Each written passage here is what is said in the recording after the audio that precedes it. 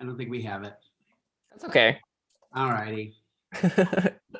We're live, and that's all that matters. Screw it. We don't need it. Don't need it. It's our special event.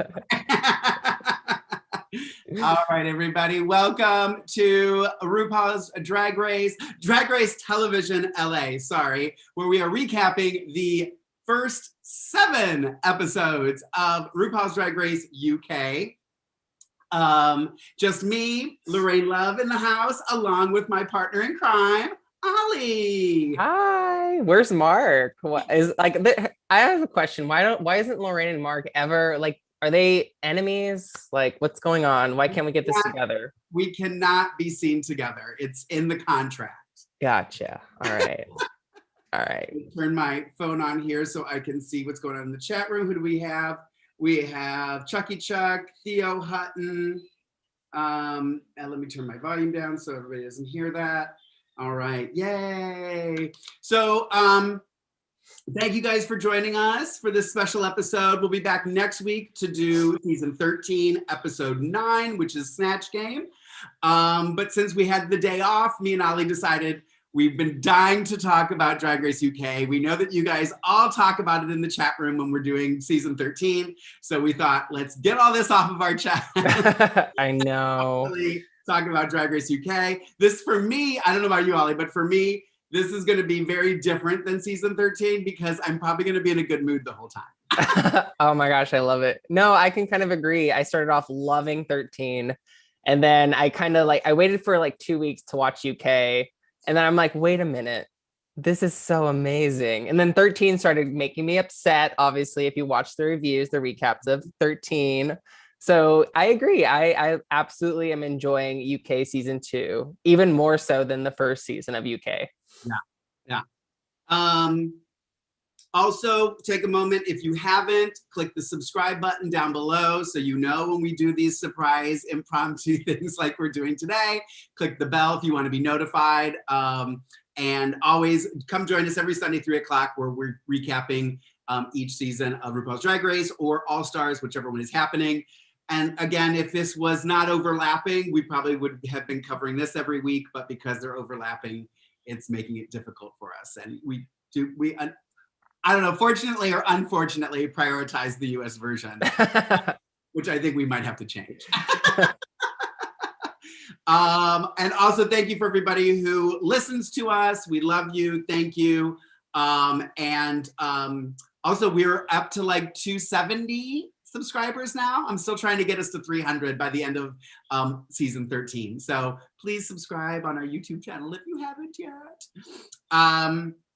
We'll definitely have some news and gossip later tonight at the end of this. We got some stuff for you. I am going to do some quotes of the season for season 2 of UK, just because there's so many, and I was like, oh, why couldn't I be doing this? Anyways, so let's just start really quick, Ollie. Overall thoughts, we kind of did already, but overall thoughts on the season. I love it. I think there's just enough amount of shade and drama that it's not too much. It's not like, it doesn't feel forced. And I always say, like, it's good to have shade and have the queens know that it's all in good fun.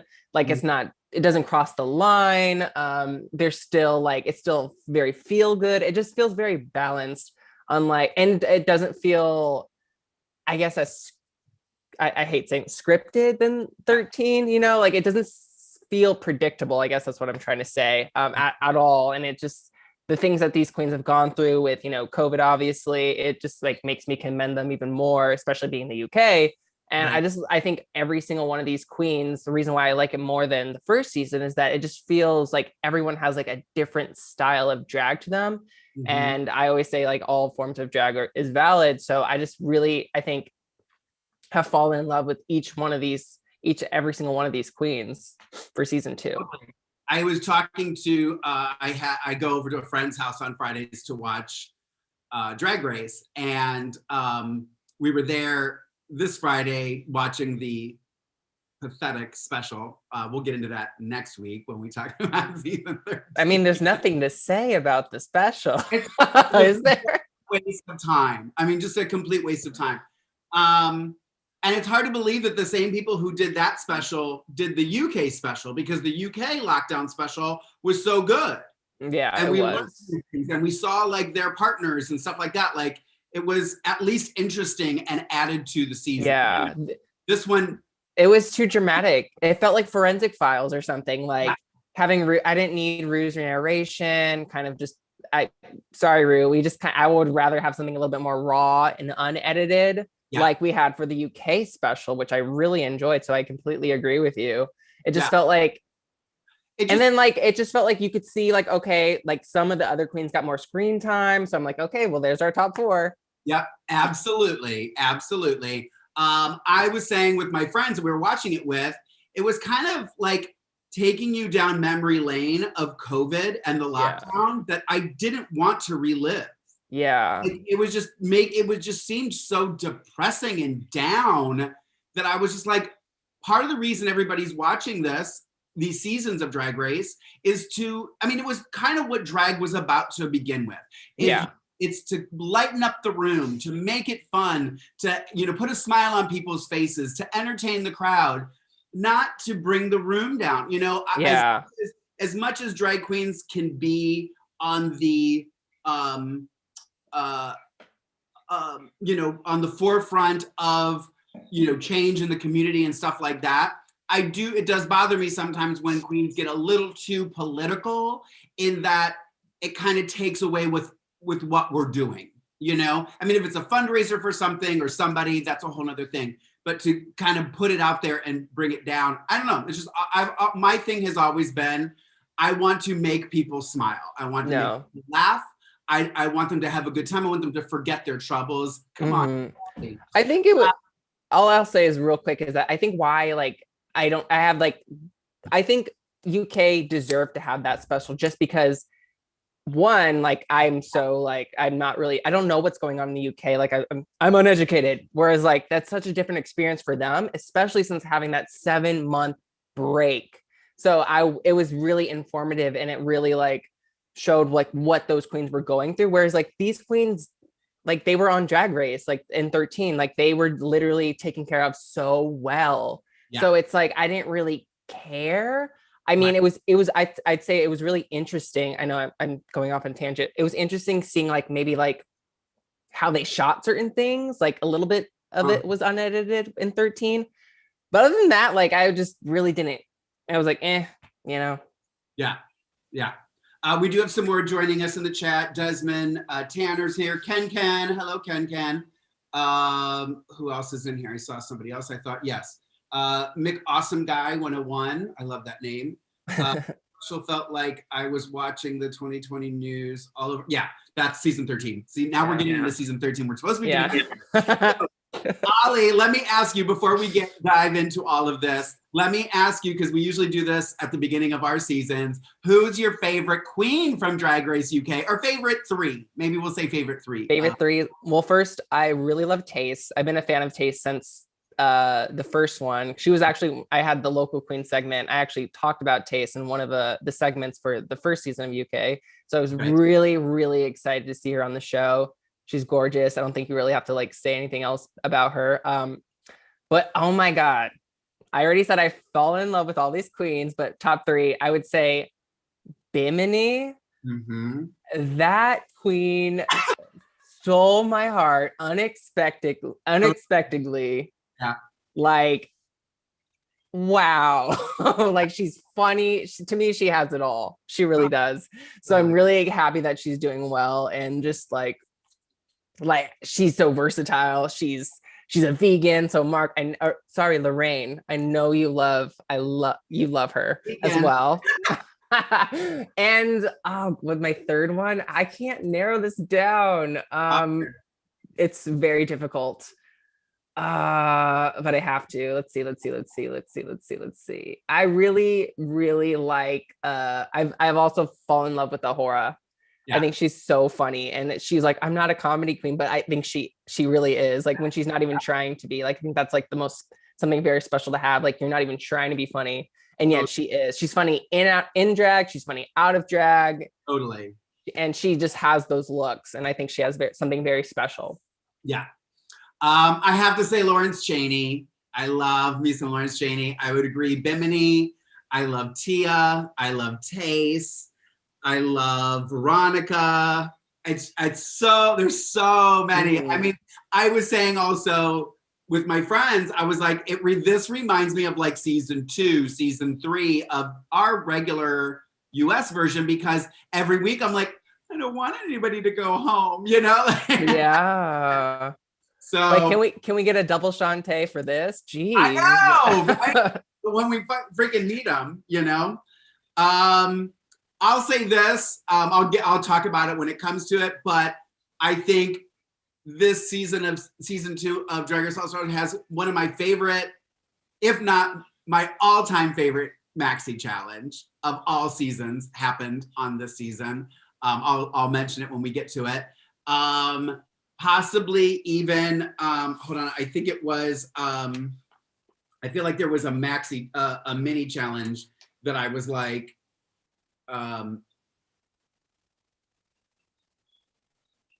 well, there were just some really good mini challenges too. I'll just say that. I'll just say that. So what I'm gonna do, how we're gonna break this down is I decided we'll talk about episode 1 completely to start everything off, just because all the queens are there. We get a little taste of everybody. So we'll talk about episode 1, and then the rest I have it broken up into mini challenges, maxi challenges, and then runways that were not maxi challenges. So if the runway was the maxi challenge, we'll talk about it in the maxi challenge. So that's kind of how we're gonna break it up. And then we'll do news and stuff, and I'm gonna do my quotes and stuff at the end. So let's get into the premiere and meet the entire cast of Drag Race UK. I'll just rattle off the names of everybody just so we have them in our heads. Lawrence Chaney, Cherry Valentine, Tia Coffee, Bimini Bombulash, Ginny Lemon, Ellie Diamond, Tez, Joe Black, Veronica Green, Astina Mandela, and Ahura. That was the order they came into the workroom. There were 10 queens on season 1. This year there's 11. So maybe next season we'll get 12. We'll see. First Welsh queen. Tez is the very first Welsh queen. We have our first 2 Scottish queens, Lawrence Chaney and Ellie Diamond. Our first, as you mentioned, plant-based queen, Bimini Bombulash. And one that I think my jaw literally dropped when they had that moment of introducing Veronica Green, and he says, from Gollum to gorgeous. And I was like, oh my gosh, it's so true. So I just thought it's like really cool cast, but really cool. And I also thought it was funny that as Veronica entered and was like walking around like, oh, I know you. Oh, I know you. Oh, I've seen you. Oh, I know you. And they're all like, no idea who you are. But I like that. I love that they cast queens that are a little bit like under the radar, not so well known. I think it's important because you never know, like you're going to find some amazing talent. And I think Veronica was like such a contender, obviously, but we know what happened to her, unfortunately.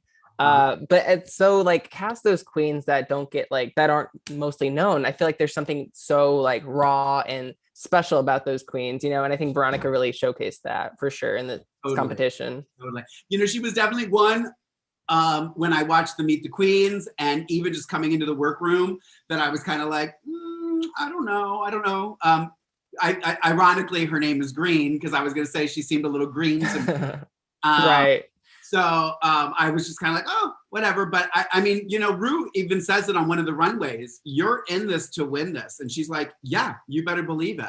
You know, and I say this all the time is like, you can tell when somebody wants to win, not wants to make it to the finale, not wants to make it and get as much airtime as possible, but genuinely wants to win.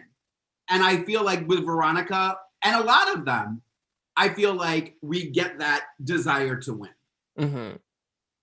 The mini challenge was for episode 1 was the tennis ball photo, the Wimbledon photo shoot, where they had the balls basically hit at them, which Lawrence won. And then the runway was a double runway. So they had to do a British gay icon tribute and a hometown look. I guess one of the biggest things about the runway for episode 1 was the drama behind Estina Mm-hmm. and the ASOS jacket. I will say this, I thought she looked great.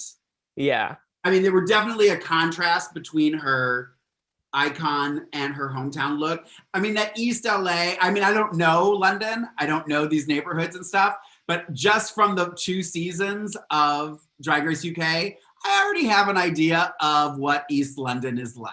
You know what I mean? So I think Ginny Lemon is the one who says, you know, because they're all kind of talking about it, and Ginny Lemon's like, I think you're all just intimidated. I think she looked fabulous. And I was actually kind of glad Ginny said that. Yeah. You know? What did you think of all that and the runway? With Estina, and in terms, in regards to Estina? And in general, all of the looks. Well, it wasn't any fucking H&M, that's for sure. But I also think, like, I didn't know that it was an ASOS jacket. To me, like, you didn't even have to say that. It looked like, I would have thought like maybe she made it, but obviously it was brought up. So yeah. I don't know, maybe the judges didn't know. Like, and I also think a lot of it's how you sell it as a performer. Like, I think she had so much confidence, Estina. Yeah. Like, I was just like enthralled about how she was selling it. You know, she could come in, what's the infamous line? A diaper from Aja and still like look amazing. But so I don't know. I think it was definitely, they honed in on that for drama purposes. But to me, I thought she did great. Yeah. I liked hers. I didn't hate it. She was rubbing me the wrong way from the very beginning. And we'll get into her lip sync for your life because from the moment she walked into the workroom, she was talking about what an amazing performer she is and how she's a dancer. And these people may only have, you know, 1 or 2 moves that they can do, but I've got a resume full of all this stuff I can do, blah, blah, blah, blah. And again, we'll discuss that to it because it deserves a talking about. The other thing I found out later about the runway for the first episode was Joe Black's look.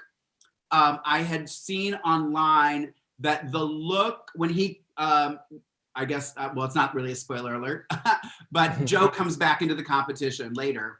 And the look that he wore for the Seaside was actually what his original look was going to be for the first runway of Hometown. Oh, gotcha. And he switched to the Brighton building or the Brighton Pavilion or whatever it is. Wow. So I think had he worn that, he may not have been in the bottom. Yeah, because I love that look. I love the wind blown, right? With the ice cream. Ice cream, yeah. That was such a good look. That was such a good look. And to me, like, I don't know, maybe he overthought, like, oh, I have to oversell it, Joe Black, with this big giant, I forget what his reference was, but yeah, so I think that would have like totally changed things for sure. Cause I definitely, that's like one of my favorite looks, I think, in this entire season for Joe. Yeah, for sure. Sorry, I'm trying to read the No, you're fine. Comments. This is hard. I was telling Ollie this is going to be hard for us because I usually have a couple people talking where I can kind of jump in the chat room. I know. Stuff, so it's going to be harder for us to look at the chat, guys. So we apologize. What were you going to say? Oh, I'm just going to, did you have a favorite of like the looks for episode 1 at all?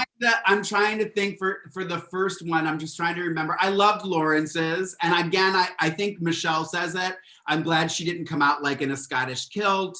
She did something outside the box for Scotland. And even Ellie Diamond, her Dennis the Menace look, you know, was very outside the box for Hometown, you know. Again, I think some of our, you know, these queens that want to audition in the US, you know, needs to pay attention to how you think how thinking outside the box works. That it's not just something stupid that you throw together, you know. I'm gonna look through here real quick and see if so people are writing who their favorites were. Someone says Ahura, Bimini, and Tace. That's Amber. There's a Team Lawrence. Bimini surprised me at how much I loved her. Ken thinks Lawrence is winning. I thought at first, now I'm not as sure. And like it started off like very Lawrence heavy, but now I don't know. Now I feel like there's so many more that could win. Let's see if there's a Veronica Green as Boy George wearing a pair of shoes owned by Boy George. That's right. That she came out and when she said that she was wearing the shoes that were actually his, I thought it was kind of cool. Mm-hmm. That was really kind of cool. Again, she surprises me a lot. I think Asina did exactly what she wanted to do, and the judges knew exactly what she was doing. That could be. To be honest, Ginny Lemon walked. Okay, we'll get to that. But yeah, so it was a good first episode. I thought it was a great start. I felt like we got to know everybody really well. I don't think we need 3 premieres to get to know everybody. I mean, 2 premieres. I like 2 premieres. I like the 2 premiere thing, but like, it's not dragging. I think that's what's so special about this season. That it just feels like the flow. It just feels like there's peaks and valleys. It just is hitting so correctly. And like when things drag, you know, the stakes are lost, I guess. And I feel like the stakes are so high with this, you know, especially these queens. Reminder, they're only getting repeater badges. They're not getting money, and they're going to get they're flown to do the Wow Presents special original series. And that's it. You know, the queens have gone through a lot. So the stakes are still, bam, they're really up there. Whereas 13 is just kind of like, I'm still enjoying it, but yeah, we got to wait 2 weeks for Snatch Game. Come on. Right. Come on, Rue. Totally. So yeah, that's kind of that was kind of episode 1 in a nutshell. We're gonna, you know, we're doing a little more of a quicker breakdown of these episodes just because we don't want to be here all Sunday night. But if you guys again keep writing in the chat room, we'll definitely try and jump in there and grab your answers and questions and stuff. We love having you guys here. Really quick, I just want to go through the judges that have been on the panel so far this year that we've seen. So the premiere was Elizabeth Hurley, which I thought was really kind of fun. Sheridan Smith, who appears to be like a London Broadway babe, actress. Jordan Dunn is a model. Lorraine Kelly from Morning TV. MNEK, who is now one of my all-time favorite people on the whole planet. I'm just obsessed with MNEK. Jessie Ware and Maya Jama were all the judges that we've had so far. All right, so the first part I thought too, we would go through some of the highlights, like the drama and highlights of the season, that things that have kind of transpired. Number 1 being short, I think it was episode 2. I think it was pretty much right away. We find out that Tayce and A'Whora have a past. Mm-hmm. Interesting. Any comments on that, Ollie? Yeah, and even like that, like to me, that doesn't feel forced as much. I mean, we hear about it a lot, but it's not as like, they're not using it as a storyline like for any of them. I think like they did that with like Brooklyn and Vanjie a little bit, and it just felt like, oh, every time it came up, I'm like, oh my God, like, come on. But like, yet Tayce and A'Whora still, they're not an item. They still have like their own separate identities, I guess is what I'm trying to say. And Tayce, you know, she's still slinging on the runway, fashion queen. A'Whora is this fashion student, but yet it's so vulnerable. Like we've seen her break down, you know? Yeah. And obviously like it didn't seem like with Candy, you know, where she has this break and then all of a sudden it's like backpedaling to make herself look better. You know what I mean? Mm-hmm. Like you know, and also too, when Astina later talks to somebody doing her makeup and she starts talking about, you know, I do think it makes a difference when you have kind of a drag family and people that you work with and perform with that you can bounce ideas off of, that you can get, you know, inspiration from and stuff. To be a drag queen, like a bedroom drag queen or just a look queen on Instagram, you know, it's so different because you're just, I mean, again, part of what drag is about is that family we create, you know? So that was, I think that that's also part of what makes Ahura a little vulnerable too, knowing this now about her.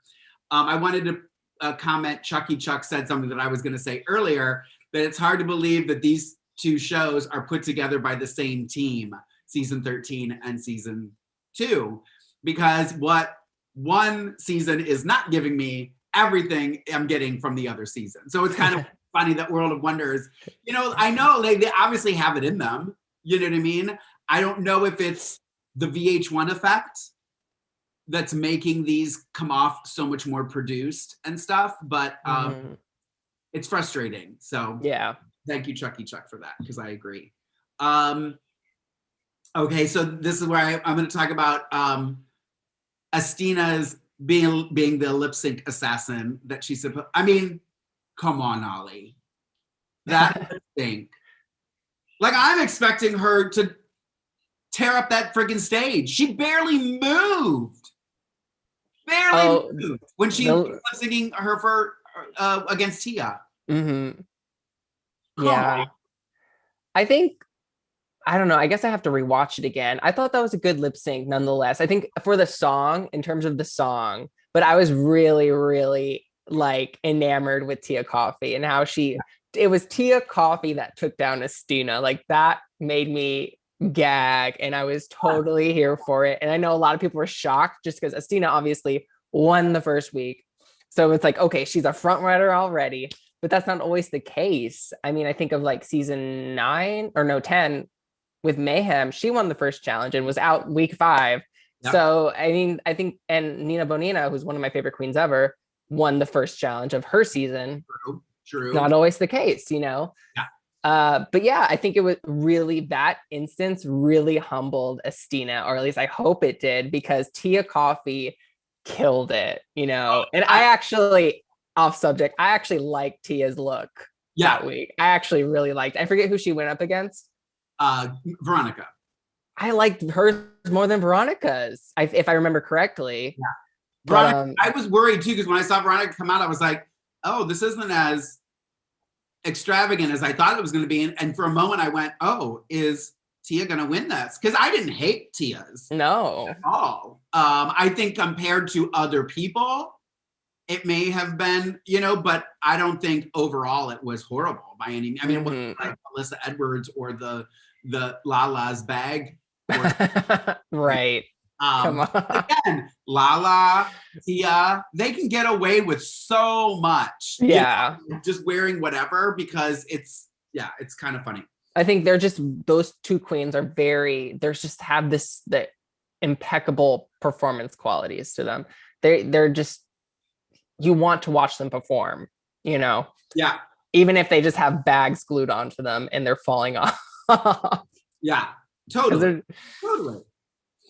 I also, one of the other things that I'm noticing, and it's funny because I don't see it other than comments here and there, but do you get a feeling like, because there was a comment like from Ginny Lemon and Sister towards Lawrence.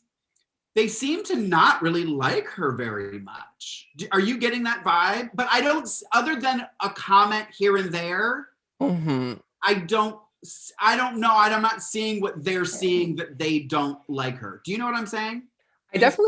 I noticed that more so in the beginning of the season. Now it's kind of like fizzled out. When they came back from the 7-month hiatus, I definitely think they're not as like annoyed. I think I'm sure they were annoyed by Lawrence. Lawrence is just someone who's just so sharp and so witty, and like it's constantly has like a comeback, which I think is so freaking phenomenal. And so that's like, not everyone has that for sure.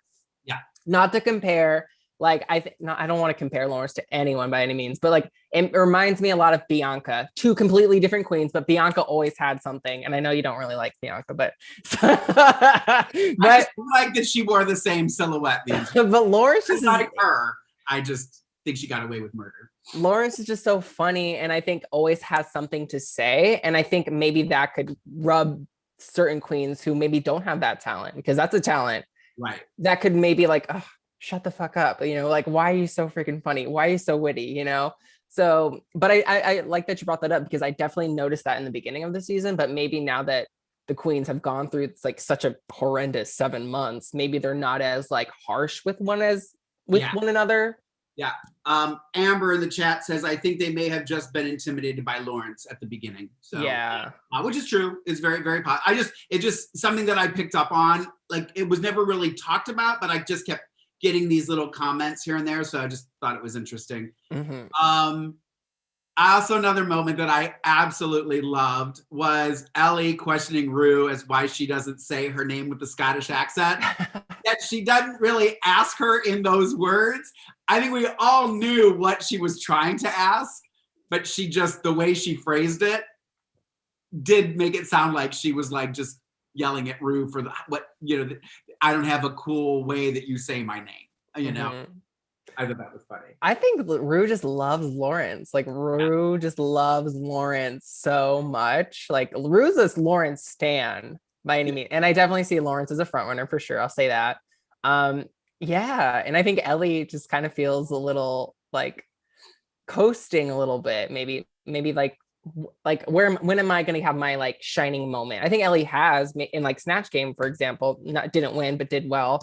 But yeah, I think Ellie is a queen that just is waiting for their moment. And I just wants validation, I think. And of course, every queen probably wants validation from Rue. Yeah. But yeah, it was definitely a moment and they're from Scotland. They're both from Scotland. Like, come on. Totally. And I really do like their relationship. Ellie and Lawrence it's like a rivalry. It's a sisterhood. Like they're both sisters for sure. I love that they're not like each other outside. Ahura and Tace knew each other outside. Everybody seemed to know Ginny. She seemed to be a very well-known queen around London or the UK. Joe Black, everybody seemed to know who she was. So I feel like, again, these are queens that have been around for decades and working and, paying their bills, Bimini, they knew who Bimini was, when she came out. So it's just interesting. Ellie's young too, so I think she's still kind of coming into herself too. I think she's gonna evolve and change a lot over the years. Thinking back to when I was 23 starting drag to the glamour puss that she is now. And speaking of, just FYI, these are the biggest friggin' lips I've ever drawn on my face in my life. So if you're all are staring at my lips like, what the hell did you do? I was trying to go for a really oversized lip. So those aren't your real lips, Lorayne? I thought those were natural. They are. I just accentuated them more. Gotcha. Okay. Also, another kind of drama of the season has been Ahura not really liking Tia very much in the first like 2 or 3 episodes. I think it is episode 4. Let me look real quick. Yes, episode 4. So the first 3 scenes, Ahura's all like, send her home. She doesn't like Tia. But then episode 4, has to work with Tia on the challenge, the maxi challenge, and they kind of bonded. And I actually like it. It really genuinely, like you said, nothing seems forced. It seemed genuine. It was like, okay, we work together. Let's get to know each other, and then they kind of develop a new friendship, which I love. Yeah, no, for sure. Especially since I think it was who was it? Veronica won the challenge previous to that, and then she did bad. So like it just felt like I said it before, peaks and valleys, like everyone has their moments to kind of like show what they're capable of with their drag. And Tia's hilarious. And I think Ahura learned a lot from Tia. Like Ahura's the look queen, but also Tia's like the comedy gold. And I think Ahura really shined in this episode with her character. I forget what they call it, but like they were like the tan, like super like the East LA. Yeah, like the Jersey Shore. I compared to Jersey Shore. I think I wrote it down. Hold on. Nope. Episode 4. They did the Essex Queens. Yes. Queens. There you go. We call it Jersey Shore in America. Totally. But they were so good, and I was surprised. I thought Ahura was going to do bad, but I think having Tia to back you up, it shows that Ahura, you do have something like. You do have some comedy, and I think Tia helped her a lot with that. Yeah, for sure. In the chat room, a couple, Desmond and Amber both think, well, Desmond thought Ellie is going further than they ever thought that she would. Amber thinks that Ellie is kind of boring. Chucky Chuck agreed with Desmond. And then, oh, thank you, Desmond, says I look gorgeous. Thank you, Desmond. And yes, I'm going for a Raven lip. I sent Raven my look. I always take a picture and I send it to her when I get done. And I said, girl, these lips, I drew such big lips. And she wrote back, girl, you know I love a big lip. They can never be too big. So that was Raven's response to this. Working with her, maybe I will get to know. That is a good quote. Thank you, Amber. Amber says one of the best shades of the season was from Ahura talking about working with Tia, saying, working with her, maybe I will get to know why she's so basic.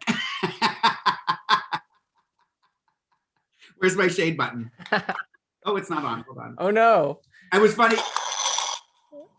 When I brought it out and I was like, I'm not even going to need this because we're not going to be talking shade about it. Always good. Season 13. Always have it just in case for backup. You never know. Good point. Good point. This happened with Bob the Drag Queen and Derek when they both had to work. Right. Derek and Bob the Drag Queen had a similar situation. All right. What else? So then there was the shutdown of taping. So that happens.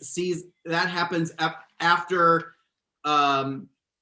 episode 4. So the season where Tia and Ahura kind of bonded. That when they got back to the workroom, they hear the alarm.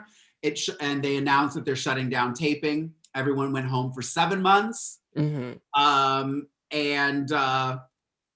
then when they come back, we find out Veronica got COVID, so she couldn't return. And then, so what they did was they brought Joe Black, Cherry Valentine, and Estina Mandela back to the workroom. And the queens, which I actually liked this idea, was that the queens voted who they wanted back. Yeah. Ginny was not brought in. We haven't talked about this yet, but it is coming up here in a moment. Ginny, on her lip sync on that episode before the shutdown, she was up against Sister Sister and decided to walk off and not do the lip sync because she couldn't go up against Sister. So Rue did not give her the opportunity to come back. So it was between Joe, Cherry, and Estina. And everybody voted for Joe except for Bimini and Ahura, who voted for Estina. Cherry did not get any votes. So they brought Joe Black back. That's it. That was my favorite. That was my favorite episode. Yeah, totally. I think just coming back, seeing all the queens refreshed, so excited to be there, but also have this twist of Veronica not being there, which was shocking to me. It really did feel bad for her, but also it was a good opportunity to bring back the queens that were also going through the 7-month break to have another chance. Yeah. I did personally, if I had to choose, I really like Cherry Valentine. I would have chose Cherry. I was really bummed that she didn't get not a single vote. Like, I'm like, Joe, I'm happy we got to see Joe's look, but also it's like, I hate when a queen comes back and then immediately goes back home. And maybe that was like planned. Not planned, but you know, I think Joe Black ultimately was sent home first for a reason of like, if a queen like Joe Black could go home first, I think that was a reason why Joe Black went home. I think ultimately, now that I think of it, I think having such a star like Joe Black going home first really sets the bar for these queens. And like, oh my gosh, it's like a shock value. And I think it's like something that you always say, or someone on the show says, just because a queen is so famous and does amazing in real life, it's not going to necessarily mean that they're going to do amazing and transition well on a show like Drag Race. Yeah.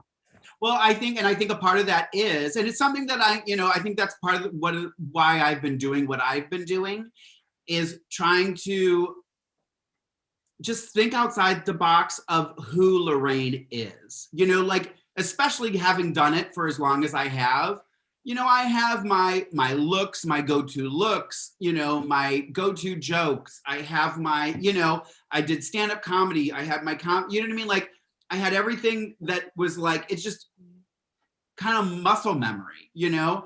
And now I'm like, look, if I want to go on and I want to compete, and these are girls who are young enough to be my friggin' child, I need to find a way to kind of reinvent myself.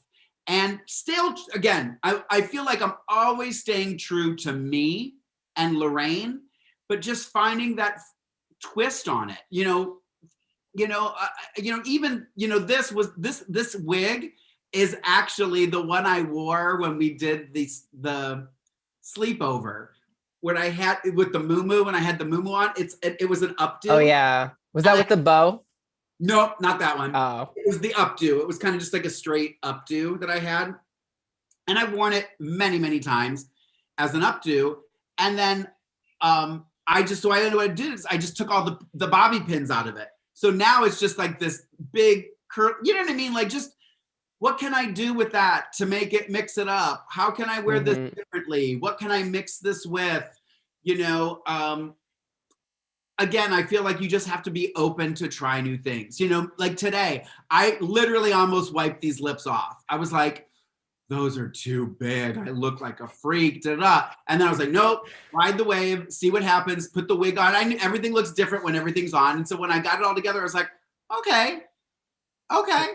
I'm not afraid of these lips anymore, Whereas before I probably would have just wiped them off and done my lip that I normally do. Like they have to be able to do those kind of things, if they're going to go on. You can't, I get you want to be who you are, but you can be who you are and do different things.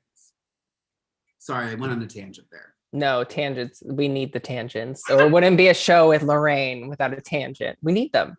True. So then when they came back to the workroom, sister had some work done. She got new cheeks and all kinds of stuff. So she looked like she had a refresher. Tez and A'Whora moved in together during lockdown because Tez couldn't go back home, I think. She needed a place, so she ended up moving in with A'Whora.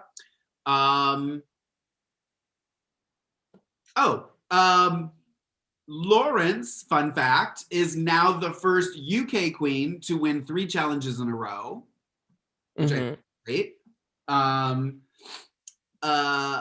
Tia mentions this in one of her, when she's wiping the mirror after her second lip sync.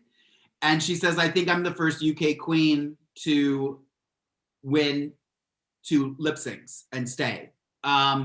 I meant to look into it. I didn't go through I didn't go through season 1 to see. Yeah.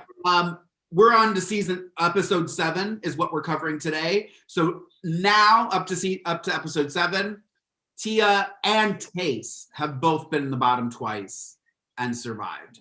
Tia ended up going home her 3rd time against Lawrence Chaney.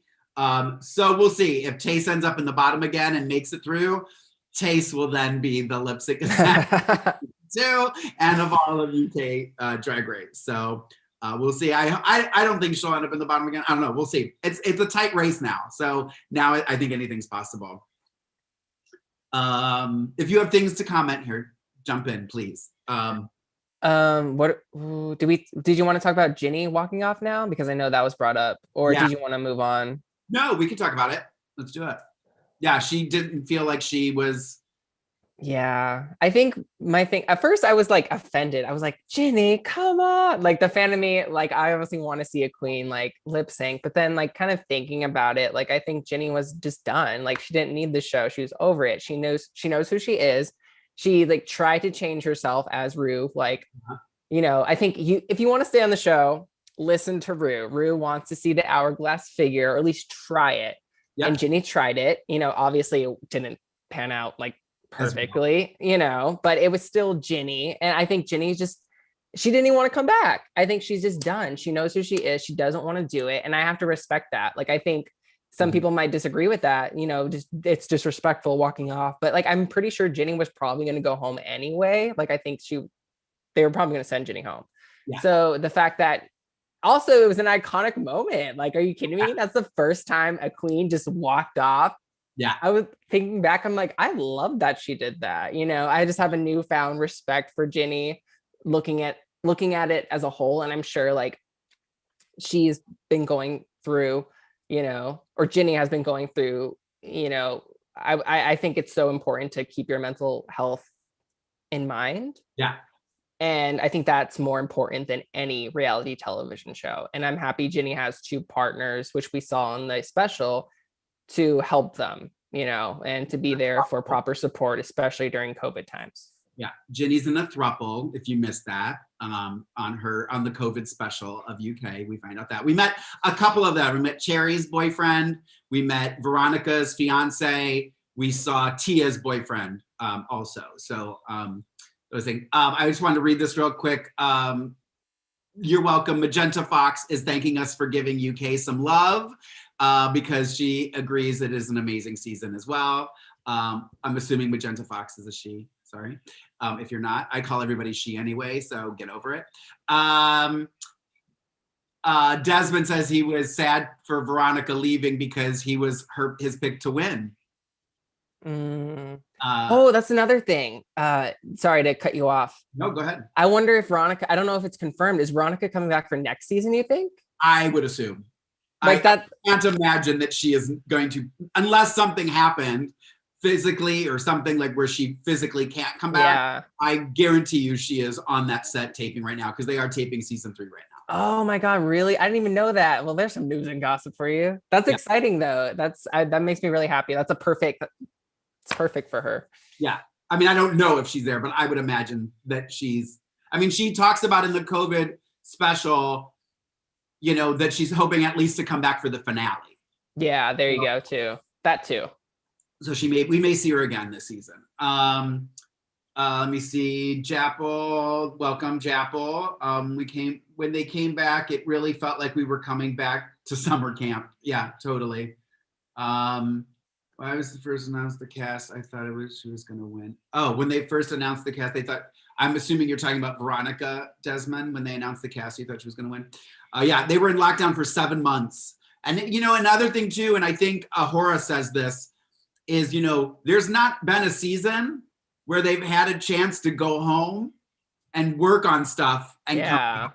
So that's another thing I think that's making this season a lot more unique is that they all know, like even Tia was like, oh, no, there are no flat wigs. I have got volume in my wigs now, I almost feel like it might be a cool idea to do that. Like that's the stunt for the season is, okay, we're going to give you guys a week to go home, freshen up anything, and then return back. You know what I mean? Like, I don't know. Someone else at the watch party I was at, he asked me, he said, do they give them a stipend? And I was like, girl, could you? No, they're not going to get these queens, but it would be nice. I think that they should. I think for the UK, for any season, I feel like if you get cast, other than All Stars, I don't think they should give them a stipend. But I think if you bringing queens in, especially asking of them what you're asking of them to do, and break their bank accounts to be there and potentially get sent home first, I think you should be giving them a stipend and just say, here, look, we're going to give you $2,000, $3,000 to put towards runways and stuff so that you can elevate your drag. I'm for that. I like that. Well, I think especially for UK when they're not getting anything, because clearly some of them, like Ellie, had financial issues after leaving. So it's really sad and upsetting, like hearing some of their stories. Yeah. And it was just heart-wrenching. Yeah, totally. Okay, I'm just looking through these real quick. All right. But obviously, it's very unique. I don't know if it'll ever happen again because, their producers are so, the production of Drag Race is so tight-knit, they don't want any spoilers getting out. Reality television has gone so, we can't, have any of this leak, So, I mean, it would be a gag, though. Yeah. For sure, if they were able to do that. I would totally be for it. A very pleasant surprise was there was an appearance by the Queen Bee drag royalty herself, Miss Raven, came into the workroom and looked stunning as always. So that was a nice surprise. They all seemed to be very kind of taken back by Raven. What did you think of Raven? How did she look? I feel like they should Raven's always there on set, obviously, doing Rue's makeup. Like, I feel like there should be like at least in every season, have Raven come on and give her 2 cents, her advice, her words of wisdom. I like that she kind of came in to give them makeup advice. Like Rue was like, do you have makeup questions? Raven, what do you think about so-and-so's makeup? Like, I think that could be a recurring thing each season, is after we've gotten like halfway through, we've kind of gotten to see some of the looks these queens have done, and just say, hey, you know, I really think, you know, if you try doing this, try experimenting with this, you're doing too much of this. You know what I mean? Just having her come in and just kind of crack the whip. I'm 1000% for that. Mm-hmm. You know, something funny. This is kind of not really off topic, but I was watching Bob's review, which is my second favorite review of Drag Race, other than ours, because it's the best one. But there was a question Bob had Naomi on the review. Do you think, this is Naomi asked, or was it Bob? I don't know. The question was asked, do you think it's possible that they're setting Raven up to kind of take over the show at one point? You know, so like, could you imagine Raven like being the host at one day, not saying anytime soon. But I don't know that I don't think they're thinking of that right now. Like, I think it's way too early to be even considered. Right. But could you imagine Raven taking over the show one day? Yeah. If she would want to, even, you know, like that is a huge, like Rue's shoes are very huge shoes to fill. But like that, I thought that was really like, it made me think, having that question. I was like, you know. Yeah, totally. No, I agree 1000%. It'll be interesting. I don't know. I mean, again, I think it's way too early to even be thinking about that, but I'm not surprised people are talking about it. I mean, Mama Rue is a vampire. She will steal your soul. Exactly. To keep living. So she stays so young. Suck out your youth.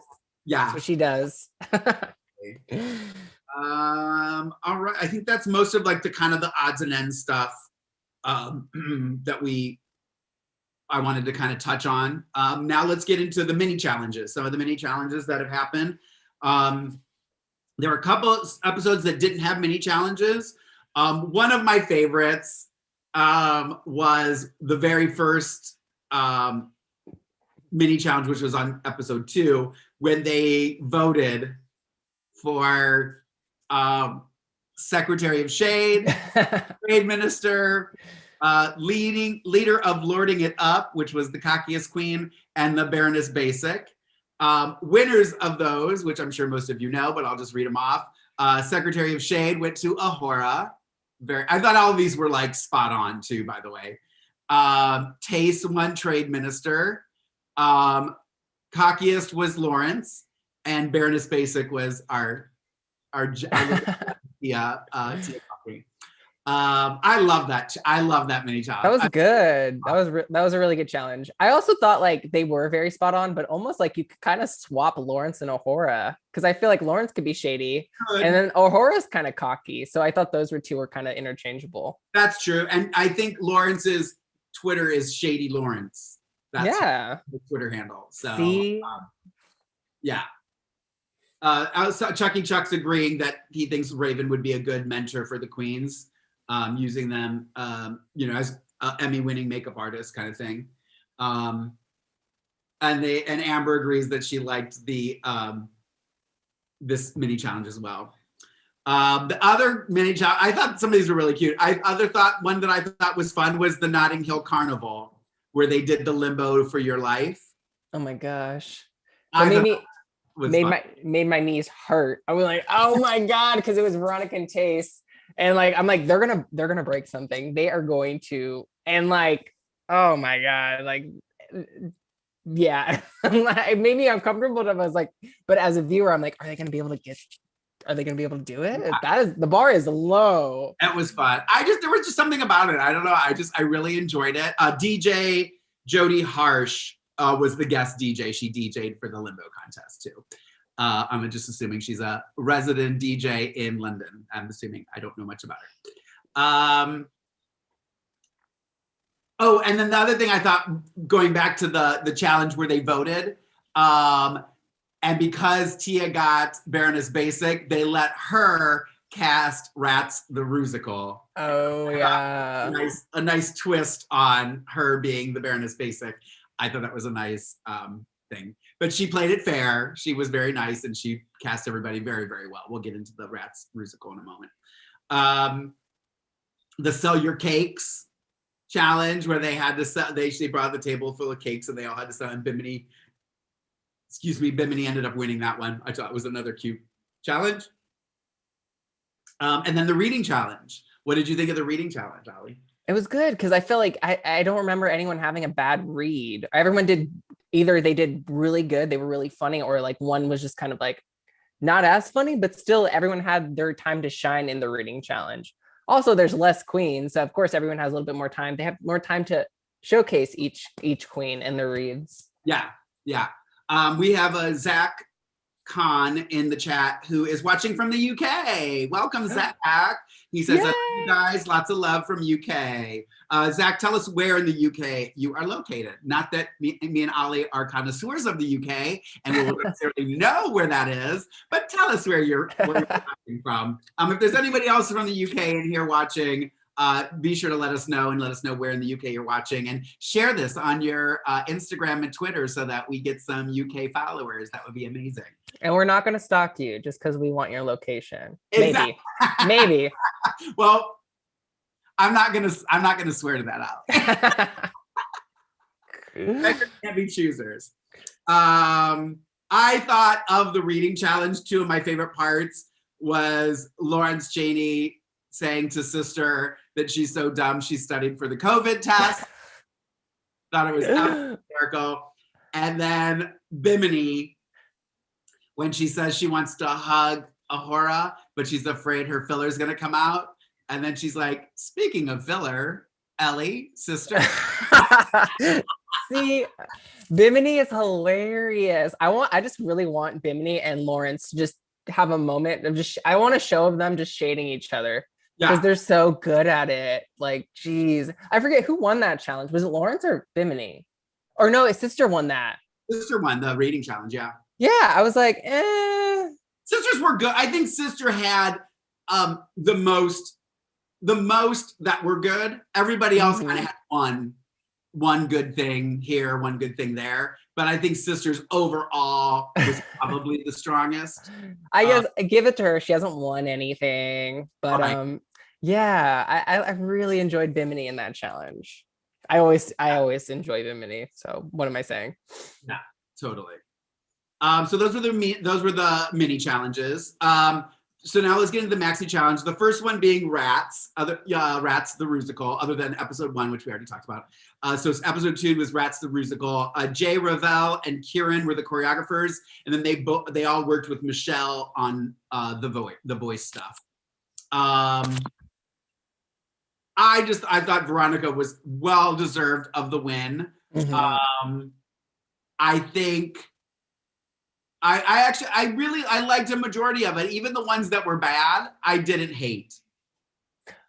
I agree. Veronica did great, and her look was what sealed the deal that week. Like, I'll never forget that housewife into the robot. I thought that really? that can't even talk right now. Concept was brilliant. So easy to understand. Yep. Don't have to ask. Yeah. Robot housewife. Yeah. Being controlled by your husband. Anyway. But like, I loved Tia in that challenge. I loved it. But her look didn't give her that win. Like, Veronica deserved it with the look and her performance combined. Yeah. But I personally really loved Tia. I was like, this is Tia's episode. And then she came out in that. Yeah. I will say, like, no matter what, Tia's beautiful. She has such a beautiful face.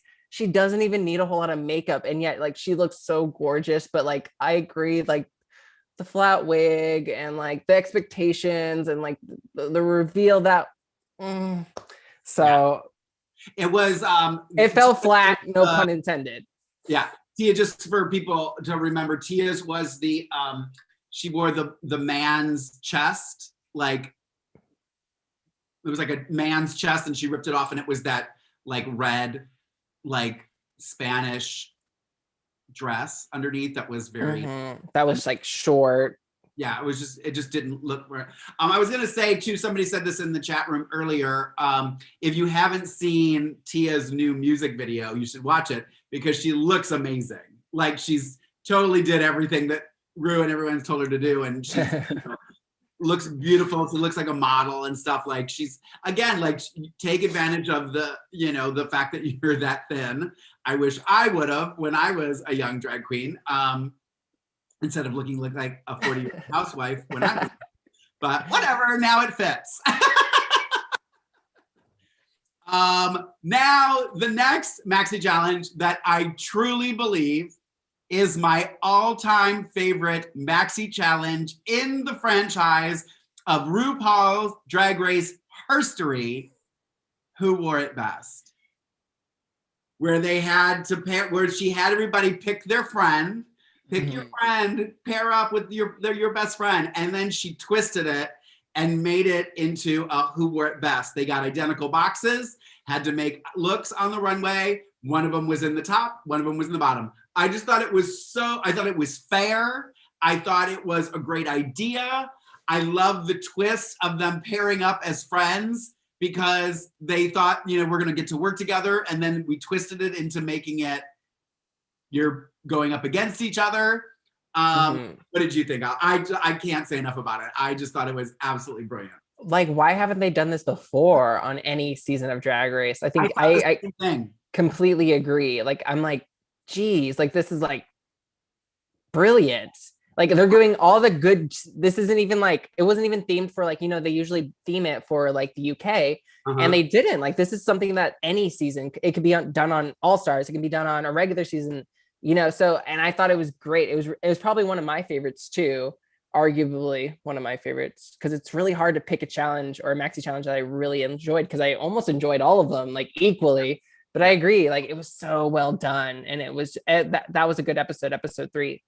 Yeah, so I can't say enough about it. I just absolutely love the idea. It was absolutely I honestly wish, like, because there's a lot of things like the reading challenge, snatch game that we do every season. I would not be opposed to having this every season. Although the pairing up wouldn't be as much of a shocker as it was to them, because then if they did it every season, everybody would know, yeah, oh, I'm going to pick somebody I don't like, or somebody that's not good at fashion that I can send home. So unless it was assigned, it kind of became like, well, I know you two are friends. I know you two are friends. I know you two are friends. You guys are going to work together. Okay, now we're going to do this, something like that. But I just loved it. I couldn't say enough, and I also too, we were talking about earlier is just, thinking outside the box and doing things, queens that get set in their ways. Like Ginny, you mentioned, this was the challenge that she wore tits and hips for the very first time in all the years she's been doing drag. She finally put on tits and hips.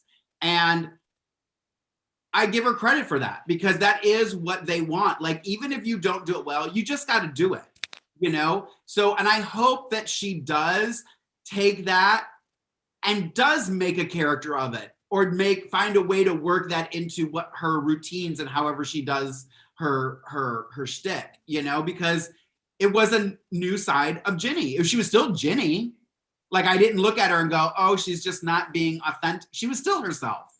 She was just like kind of a sexy Ginny, Yeah. I don't know. I think like, I don't know. She just, I don't know. I think she would. I don't think she will do that. But I think she was just over it. I think by that episode, that was episode 3, which led into her episode 4. She was just, I don't know. I think she was just over it. Yeah. I think that this particular challenge, I loved it. I don't think she liked it, and I think that's what kind of sealed the deal, and how she just kind of like, okay, I'm in the bottom. I'm gonna go because this isn't me. I think she just knows who she is, and just doesn't want to change that, and that's okay. You don't have to change your drag just because Rue said you did. Right. If you want to win Drag Race, do something different, repurpose something, change it according to the challenge. But Ginny knows who Ginny is, and I think Ginny's okay with that and doesn't have to win Drag Race in order to be a star, because obviously you and I both know she is a star. She's such a huge name in the UK, and so I know a lot of people like in the chat thought it was disrespectful for her to leave, and that's okay. I totally see where they're coming from, but I just hope Ginny's okay. You know, we haven't heard from her in a while, but hopefully she's doing good. You know, I mean, I've seen stuff that she's talked, because she had an interview where she talked about her elimination and stuff like that. So I've seen her on social media and stuff. So she's doing good. Another maxi challenge was the Morning Glory, the daytime talk, the daytime like show, kind of like Hallmark Channel. They do that, you know, where they talk about things and then they go to the craft table and they go to do this and they go to do that. So they had everybody in that, and that was the one that we were saying that A'Whora really stood out as the Essex Queen. Her and Tia paired up, and they did it. Lawrence ended up winning the challenge, paired up with Ellie. But Bimini was great. Taste was great. I thought, you know, Lawrence, of course, Tia and A'Whora did well. It took me a moment there. I'm not even drinking. But it was fun. It was fun. Lorraine Kelly was there, who I know is a big, you know, name in London and in the UK. So anything you wanted to talk about with Morning Glory? I just think US needs to take note of these challenges that they do. Like, I'm not even like well educated in, you know, like the UK like culture, you know. I sound stupid talking right now, but like, yet I still find everything so funny and interesting, whereas they'll do something stupid in the US challenges, like, oh, we have to do something regarding to, for example, Mariah Carey, because we haven't done that yet. Like, it just seems like very like, I don't know. I think the producers need to put more thought into some of their challenges, like they do with the UK, you know. Like, I get a little bored sometimes watching like some of the UK challenges. Yeah. Agreed. You know, and like, I'm from the US and I'm just so not into it. Like, they always have to parody something, and I get it, but like, they didn't have to parody anything in the Who Wore It Best challenge. Like, right. There was no parody there. There was an actual challenge. And I think they need to actually incorporate more challenges into the US version. Yeah. Yeah. That are still entertaining, you know? Yeah. Even Amber in the chat is saying how well A'Whora did in that challenge and how it surprised her. You know, I think A'Whora is good when you give her a concept, give her a character to get behind. Like, even with Rats the Rusical, I thought once she was dressed and in the outfit, I felt like she just came to life, you know. And then when she did the Essex Queen, she came to life, you know. So I think that's good. I don't know how well A'Whora would do just being A'Whora and trying to be funny. So it would be interesting to see that. I mean, she is funny and she's charming. I just don't know that she's ha-ha funny out, you know, without given a character to kind of play off of. The next challenge, which again was another one, and I don't know if it's MNEK that's producing these songs that they're doing in these singing challenges, these girl group challenges, but they did the Ruruvision Song Contest, the playoff of the Eurovision Song Contest. Girl, I have downloaded the last 2 seasons winning songs because they are so good. So good. Go ahead. I'm just shocked that this song made it to the top of the charts. Like, I forget which do you know how high it placed? Last I heard, I think it was number 3 or 2. I don't even think the Frock Destroyers got that high. And like, I thought that was such a huge song that got like so many hits. And this one just stuck in your mind. You weren't even listening to it and you still heard it. Like, I couldn't go to sleep one night because I was just thinking of like, I'm like, is this healthy? Is this normal? Right? I just heard Bing Bang Bong, sing. I was like, I need to go see someone. I need to go see. I need to. I don't know. I think I heard that there's talk of them actually going to Eurovision with this song. Oh my gosh. Which I think would be absolutely 1,000% hysterical, and they need to do it. I would 1,000% be behind that. The Frock Destroyers are pissed right now. They're like, oh.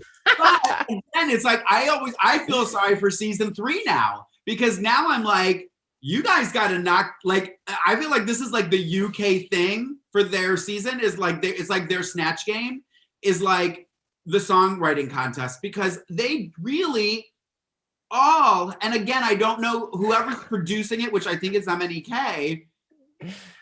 I mean, because he takes those songs and he's piecing it together from what they sang for him and creating this. And I mean, it was so good. It was so good. Let me see if I have everything.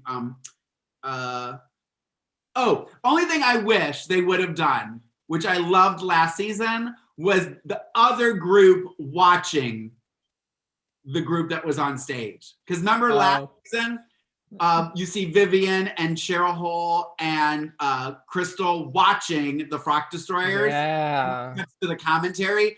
I missed that. I wish they would have done that again because I really liked seeing each other's reactions to the performances. When Bimini did that drop from off the chair and those heels, so I'd be like, does she need to go to the doctor? Is she going to be okay? And walk it off like it was nothing. I'm like, this is our winner of the challenge, but I was happy that they all got a repeater badge. But I'm like, Bimini, they all killed it, but Bimini was a standout for me. And I want to give Taste a lot of credit. Here, this is the thing. I want to give Taste credit because he really stood up and was like, no, I want this to be, like, you could see the drive in him when he was choreographing it and just being like, no, we're going to do this. And the other thing is in the choreography and in the singing, they were all so supportive of each other. Like, you got this, girl, you can do it. And when Lawrence was getting, restless in the dancing, he's like, no, we're gonna get this. We're not gonna stop until you get this. Like, it was, and it shows. This is what happens when you work together. And it's like, that's why I wish these queens on the regular seasons maybe did work harder at trying to, like, here's the thing, if you make everybody stand out on your season, it's gonna be an amazing season. It's all this backstabbing and yelling and screaming and trying to be good TV that I feel like is ruining it. Because when you honestly, like, if I was doing a number and I call Raven and Morgan and Mayhem and I say, hey guys, let's do a group's number together, I'm not going to go and throw them under the bus and be like, I want to be the one that shines and da-da-da. No, I want us to look amazing together. So I felt that love and camaraderie with that group that I don't know that the other group necessarily had. I felt bad for the other group in a sense, like, it's hard. I don't know. I want to know your thoughts. Like, did you think it was bad for Joe? Because Joe had a dress, obviously, but then chose to do like the pink dress, which got red for filth, just to kind of like look like a cohesive unit. A part of me is like, well, Joe is just trying to like fit in, but also I guess maybe they could have done something like a character for Joe to use the original look. And then obviously Rue just hated the H&M dress, as did Michelle.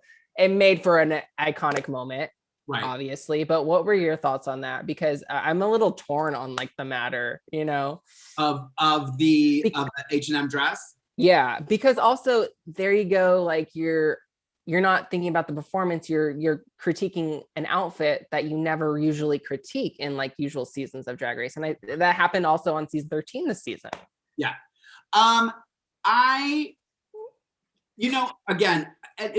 This is something that I'm working on. For example, I'm actually wearing this new top that I got, which I absolutely love.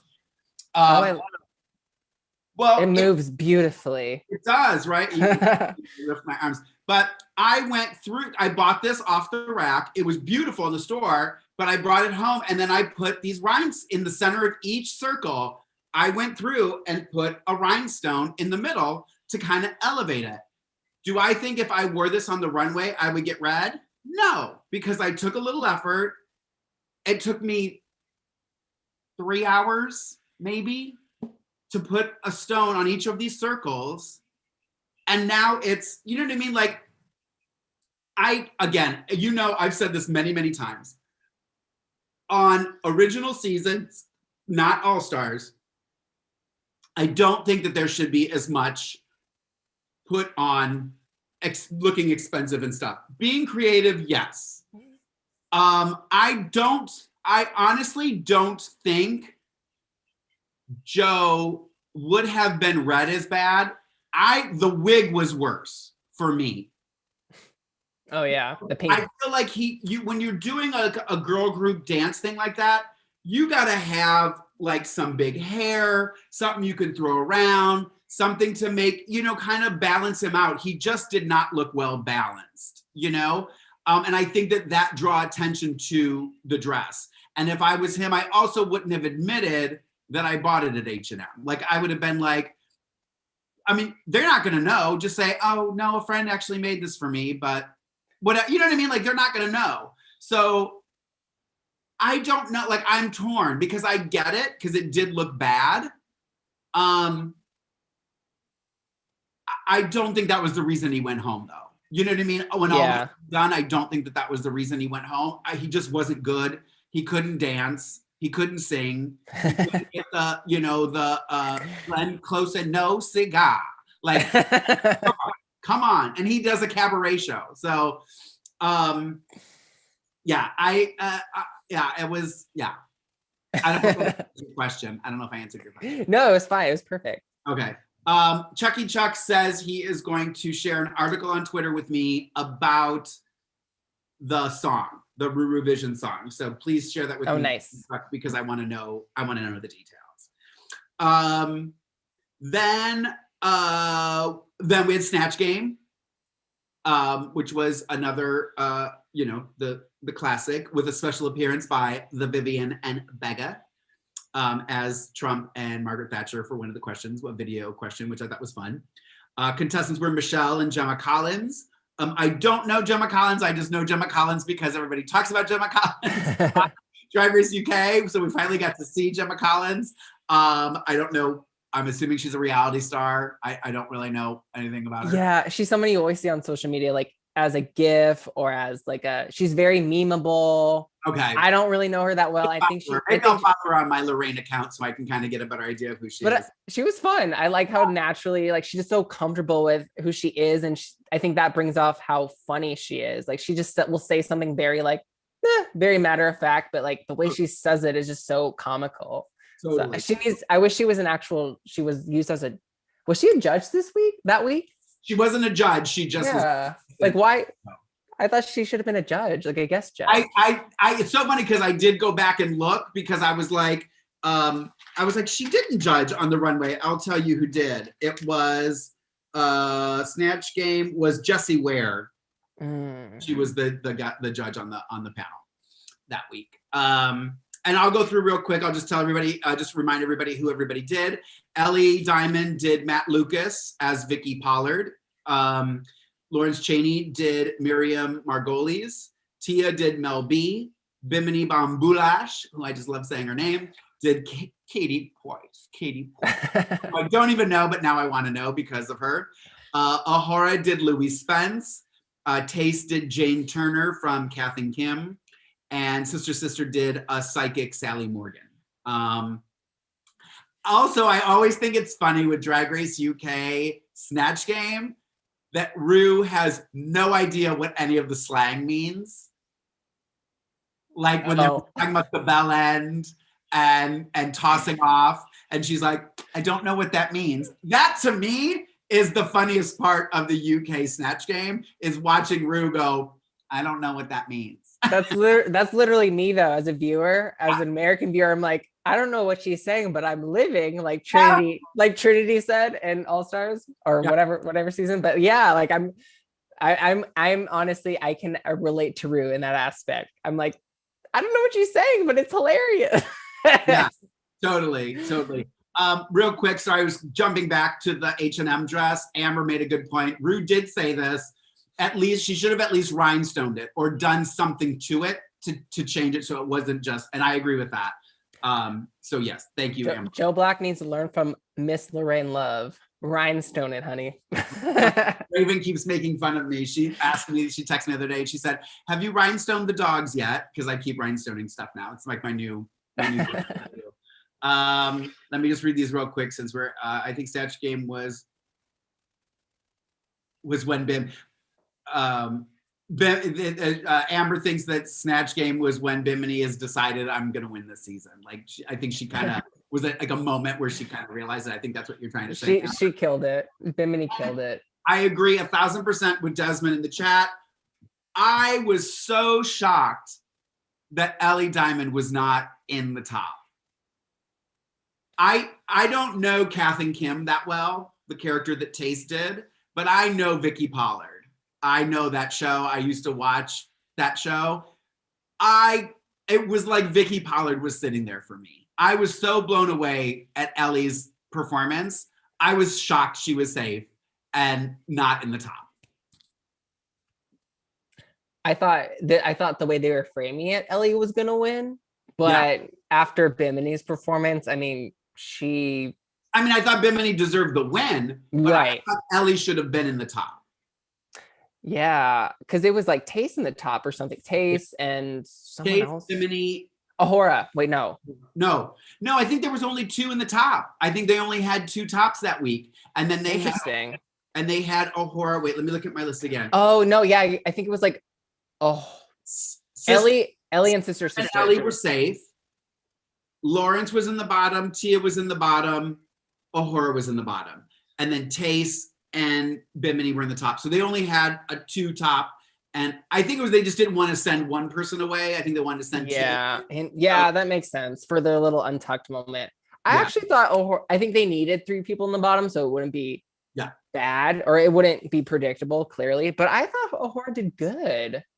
I thought she was funny. I felt like she was kind of on the fence. I felt like she was getting good and bad. I feel like when she has something to do, a character to play, she is when she does really well. I didn't think hers was bad. I thought like she completely transformed, or I think her and Bimini did a great job of doing a character. Like, I don't know those 2 people, but it's almost as if I knew them with how they, like, I feel like I seen that guy, the guy that Ahura did, but yet I don't really know him like personally as an audience member. But yet they did such a great job of like, you didn't necessarily need to know because they were just funny. And that's what Snatch Game is all about. And I think that's the whole purpose of it. Don't need to know them. The viewers don't need to know them. Make it funny. And I just thought that Ahura did better than at least Sister, you know, like I thought Sister wasn't that great. So completely. And then the most recent maxi challenge was the lockdown super sheroes that they had to make stuff from things that were like acquired during lockdown that everyone was like hoarding and stuff like that. And I thought the funniest part of that on the show was Ahura sneaking into Sister's station and like eyeing what she had and trying to get some stuff from her and noticing the rhinestones. I thought that was really, really funny.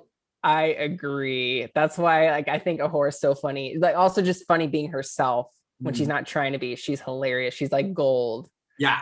And I love when Sister was like, okay, I need some compliments. And she's like, well, I know everybody said that my look was better than yours, but yours was okay too. I know, it was perfect. It was perfect because Sister obviously she like accused her of like stealing her looks. Yeah. So it was like, it was perfect. It's magic. I think that moments like that are magic, and they're like, don't seem necessarily like made, like man-made. Like it just seems magic. It just reality TV magic. Yeah, totally. I agree 1,000%.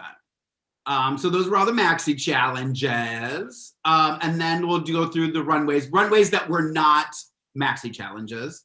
So there was the surprise runway on episode 2. That was when Veronica did the Stepford wife. And that was the same episode, not to bring down our love for Bimini, but this was Bimini's balloon popping fiasco. That she's lucky she didn't end up in the bottom for that. But I think she learned her lesson. She's not going to do that again. Yeah, exactly. I agree. So I thought it was a cute challenge. I feel like there's always some sort of reveal challenge or 2-in-1 type thing. So that was kind of theirs. No one really stood out other than Veronica. I mean, that was the week that Rats musical, and she hands down nailed both the runway and the musical. So, One of my favorite looks of the season was in the Monster Mashup on episode 4, the Monster Mashup look. Lawrence Chaney's look for that, my jaw dropped. I mean, just so well done, so polished. Her face, you know, when she had the thing with her face on it and she painted it and actually put her eyelashes on. I mean, it was just the attention to detail was just like, wow. That was really kind of where Lawrence really Yeah, shined for me. I thought that was the best look of that week, like to have Leatherface and the Bride of Frankenstein. But like everyone, Sweeney Todd. Everyone, yeah, Sweeney Todd too. So there's another one. Everyone did.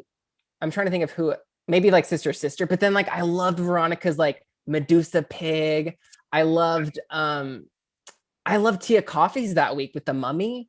I think she like she had the like it was like a voodoo priestess. Yeah. Beautiful. I agree. I'm like, yes, this is what I want.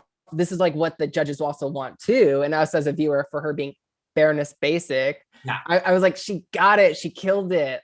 No pun intended. When I went back to rewatch everything for this, also her Robin Hood look. I thought her Robin Hood look, she looked really, really pretty. I mean, she was you saw her figure, you saw her legs. You know, I thought that was another one where they kind of, like, just because she wasn't in the top or bottom, so they didn't critique it, it got a pass, so we didn't really talk about it. So I think everyone has this thing in their head that she only did these big frame things, you know? Lawrence wearing the skin. Yeah, Lawrence, everyone's agreeing with Lawrence. Tia's monster look was the best of that week, Desmond says. And Amber made a good point about Ellie's outfit for the Super Shero runway, that it wasn't really Super Shero. Like it was a cute look, but it wasn't really, like she had to like really twist the storyline to make that a Super Shero. So I agree that Ahura definitely deserved that. Oh yeah, totally. Then there was a day at the seaside with the duplicate bag of chips, Ahura and Sister, who wore it best. I think we all agree that Ahura wore it best. Sorry, Sister. I personally, I can't imagine that Sister saw that bag of chips outfit of Ahura's, went on lockdown and said, I'm gonna make the same thing. Like, to me, that doesn't make sense. Like, I genuinely think she probably didn't see it. Mm-hmm. What do you think? I don't know, like, because I don't know. I don't know what their wardrobes look like. I don't know if they just like take everything out when they get there. So, because it just sounds like, if you were like, why would you even do that in the first place? You know, why would you copy someone that you know they're gonna have this bag of chips, and I also am gonna make a bag of chips, or gonna keep this bag of chips outfit. So, that's I don't know. I think it doesn't make sense to me. Like, why would she think? I mean, unless she's that cocky and confident in herself, where she's like, I'm going to do that, but I'm going to do it better. I'm going to add a seagull. You know what I mean? I'm going to make it a floor length gown. Like, you know what I mean? Like, I mean, you have to be really cocky to, I don't know. I don't know. And I did not like Ellie's seagull. I thought that, to me, I was surprised they were like, oh, this is so cute. I'm like, that's literally a costume. You guys always talk about not wearing a costume. She literally is wearing a costume. I enjoyed it. I thought it was fun. I don't know. It was just I liked it. I don't know. I guess like, I don't think it was the best. I honestly really I love Joe's, even though Joe did terrible that week. Yeah, I love Joe's. But there was just something about it. I think I just liked it because it wasn't something that you would have thought Ellie would have done. Ellie's very bubblegum pop princess, this, that, the third. And then she just turned into a seagull. Like, it was just like the feathers, if you looked close up to like the feathers and you couldn't tell if it was like feathers or makeup at certain points of it. It just, I like that she took a risk, even though like it wasn't like necessarily like beautiful. I love that I'm going to make myself a freaking seagull, an ugly seagull, like, and have it in a yellow bikini, the polka dot bikini or something. So I appreciate her for doing a risk, because I think she needs to do those risks because she's not standing out. You know, she hasn't had a win. She hasn't, I don't think she's even had like a mini challenge win. So I'm glad that she took a risk with that, you know, and it wasn't a bag of chips. At least, you know, I give her major props for that seagull. Yeah, totally. Desmond and Amber in the chat room agree with me that Chucky Chuck thinks that the UKD, United King dolls, should be the final four, but we'll get into that more later. And then what else we had? Then the prehistoric, which was this past week, the prehistoric drag from 1 million years BC, which I thought was a fun runway. We haven't seen anything like that before, so I like the idea. What did you think? Okay, so I think this might be my favorite runway ever, or not ever in like history of Drag Race, but I think this was my favorite runway so far from this season. It was so much fun. I think they kind of did something similar in a regular season of Drag Race, but anyway, I think my favorite look so far is Bimini as the bacteria. Yeah. Like, so out of the box. I know you had to explain it to an extent. The judges didn't get it right off the bat, but oldest living organism, bacteria. She did her own Bimini way of the bacteria, or wasn't it amoeba? I forget. Bacteria. It was that contacts, the hair, the way the garment flowed. It was Bimini. Like, I love, that's my favorite look so far. Yeah, killed I it. thought it was stunning. You know, Rue even said it. She was, whether you agree that it wasn't, she took and made an editorial runway look. Yeah. For the runway. And I know I always get on that drag shouldn't be, you know, so dependent on fashion and stuff like that. But I thought she really truly made it like fun.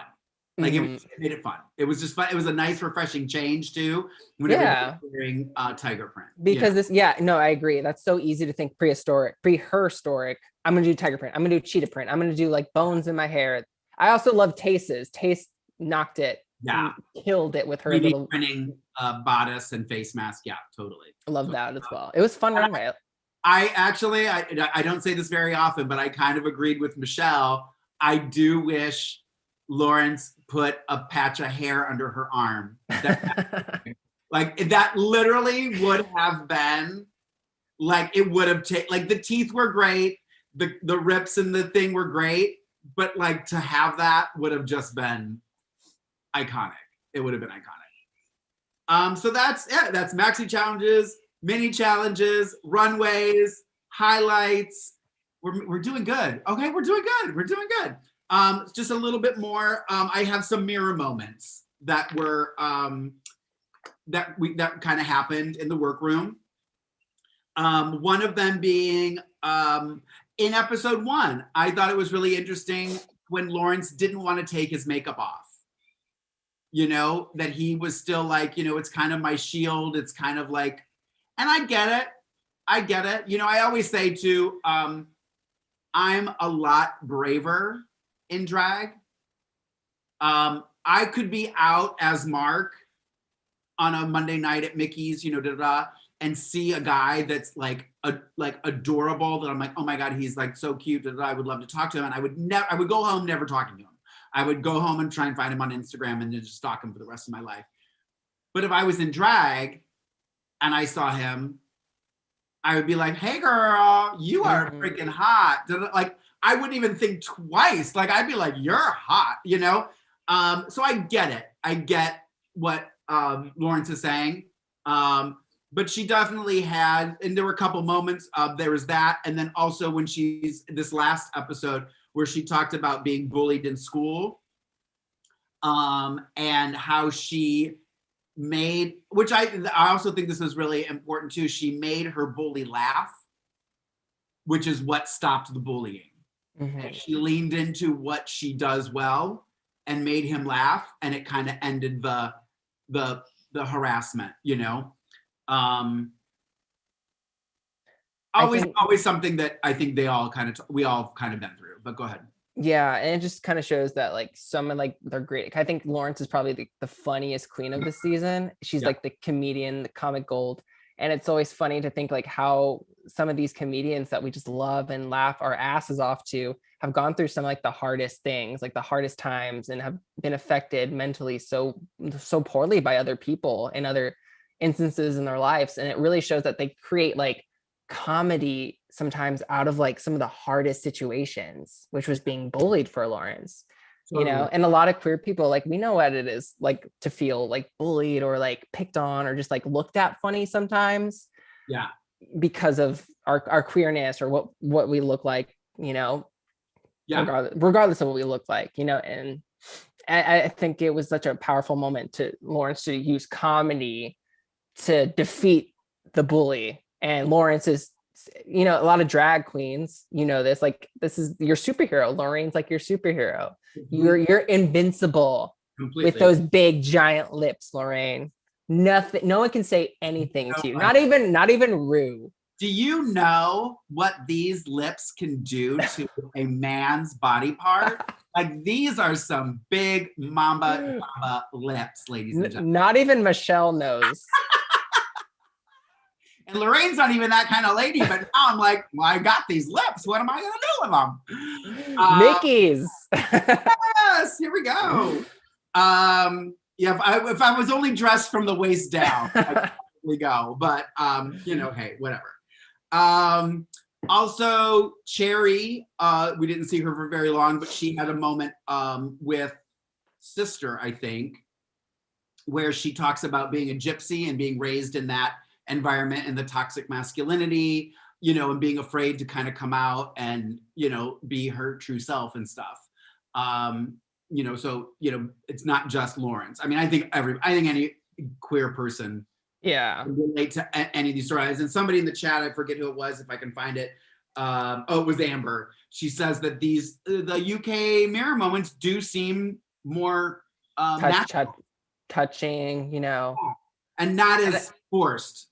And I think that's where I fell in love with Cherry, because she wasn't here that long, but she definitely left like a lasting impression on me. And I think a lot of people, because she also is like a mental health nurse, and you know, she's been working this entire time, you know, as a nurse. And you know, drag has almost become, you know, during a pandemic, almost like an afterthought. And I loved also the special, or even like Bimini said this, that like she felt so expendable. You know, a lot of the queens, because of, you know, they're not essential, but yet we find out that like drag and entertainment, we have to say like it is essential. Like, we still need to entertain ourselves. So a lot of the queens had to find other ways, you know, digitally to entertain people. So, you know, Cherry, I really, really admired Cherry's strength. And like, you know, I was bummed she didn't come back, because, you know, I think she has a lot to offer, and I loved her style of drag. It's a little spooky, it's a little edgy.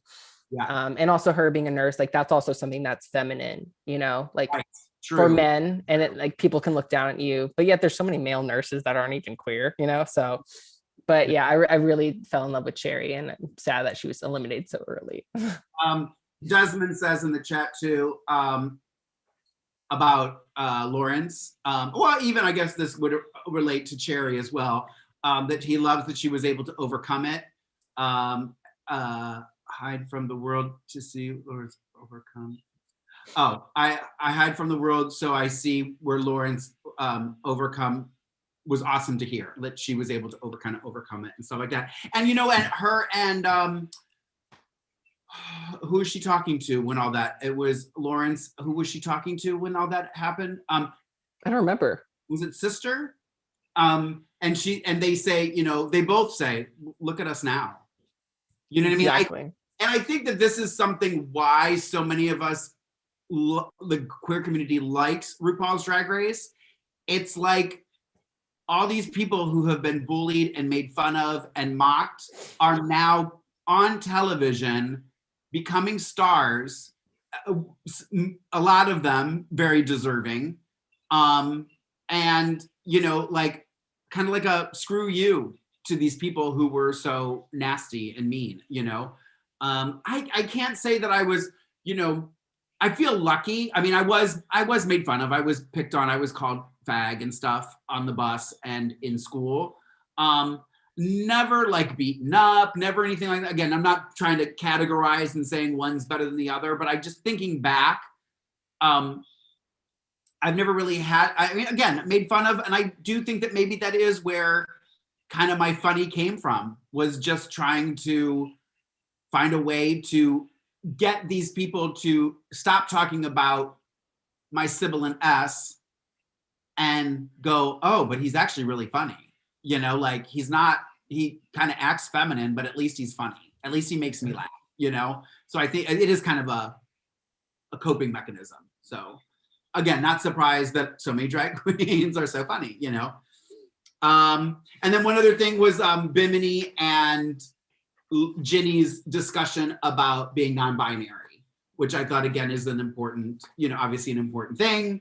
I had no idea that yellow was the color for non-binary, so I learned something new.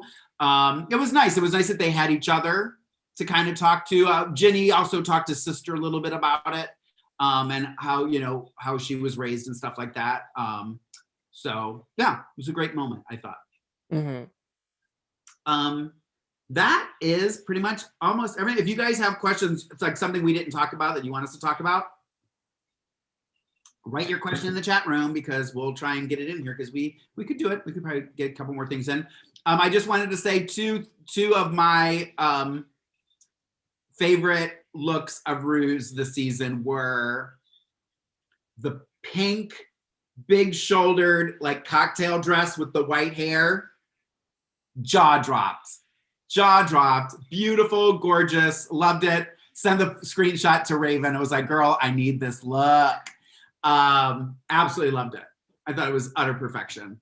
And then the caftan in the opening, the pride caftan that she had on the premiere, I thought was great too. Those were fun. I don't remember any of those. I need to pay attention to Rue's looks more. Jeez, it's hard. I need to slap myself. I think she wore green recently, like this big long green dress. I thought that sticks out to me. Yeah. Rue created a place for misfits to come and be who they want to be. Agreed 1,000%. That's Chucky Chuck. I agree 1,000%. Chucky Chuck said he was the bully. Thanks for being honest, Chucky Chuck. Then next week, since we do still have like 3 or 4 episodes left, I think, next week is going to be a comedy night challenge. I'm guessing kind of like a stand-up. Yeah. But I'm super, super excited because the guest judge is one of my favorites. Dawn French is going to be the guest judge. I don't know if you know who Dawn French is, but she is Jennifer Saunders' comedy partner. She helped write the Ab Fab series. You've seen, she's on Ab Fab. She plays a Absolutely Fabulous? Absolutely Fabulous, yeah. Okay, sorry. I'm like, what is Ab Fab? I'm like, oh. She's wonderful. So I'm excited to see Dawn French. Let me see real quick if there were any questions. So wait, there's 5 queens left, right? Oh my gosh. Ahura, Ellie, Lawrence, Tez, and Bimini. Okay. Ooh. And it's a comedy challenge. So who do you think? Let's do a prediction. We'll do a prediction now. I'm just worried, like, it's because it's a comedy. I think Lawrence will do well. I think Lawrence does well when she's just being Lawrence. So I think she's going to do well. I think Bimini will do well. I feel like Bimini has got such a good grasp of who she is that I think she's going to do well. I'm worried for Ahura. I'm worried for Ellie. I'm worried for Tez. I agree. I think who said it in the chat that UK Hun is going to be the top 4. I completely agree with that, first and foremost. Yes. Yeah. My predictions is that, sorry, I had to plug my charger in. It was dying, so I turned my light off.